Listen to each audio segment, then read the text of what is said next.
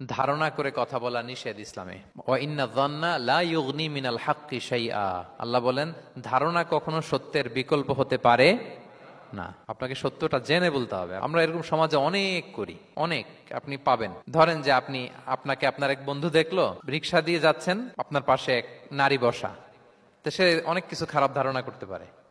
এরকম হয় না সমাজে? তো এমন হতে পারে যে আপনি আপনার ছোট বোনকে নিয়ে বেরিয়েছেন, হতে পারে না? কিন্তু আপনি তো একটা ধারণা করে ফেললেন অন্য কিছু। বা আপনার ভাগ্নিকে নিয়ে বের হয়েছেন, আপনার খালাকে, আপন খালাকে নিয়ে বেরিয়েছেন কোনো কাজে, ডাক্তারের কাছে বা কিছু একটা হতে পারে। কিন্তু তাকে দেখেই আমি এদিক সেদিক বলতে আরম্ভ করলাম যে ওকে তো দেখছি এরকম এরকম এরকম। আছে না নাই? আমাদের সমাজে আমি দেখেছি যে কারো যদি ঠোঁট কালো হয় তো মানুষ ধারণা করে নেয় লোকটা মনে হয় সিগারেট খায়। কিন্তু সিগারেট সেবন করা ছাড়াও কারো ঠোঁট কালো হতে পারে কি পারে না বলেন? এই যে এগুলো সমাজে প্রচলিত। বিয়ে করার পর পর ইমিডিয়েট যদি কেউ একটা গাড়ি কিনে বা হুন্ডা কিনে, এটা কি বলে বলেন তো? এই বোধহয় শ্বশুর বাড়ি থেকে যৌতুক নিয়ে আসছে। দেখছেন, এরকম ভুরি ভুরি আপনি সমাজে পাবেন। আন্দাজে ধারণার উপরে আমরা অনেক কথা বলে ফেলি, কিন্তু নিশ্চিত না হয়ে আপনি কোনো কমেন্টসে যেতে পারবেন না, এটা একেবারে নিষেধ।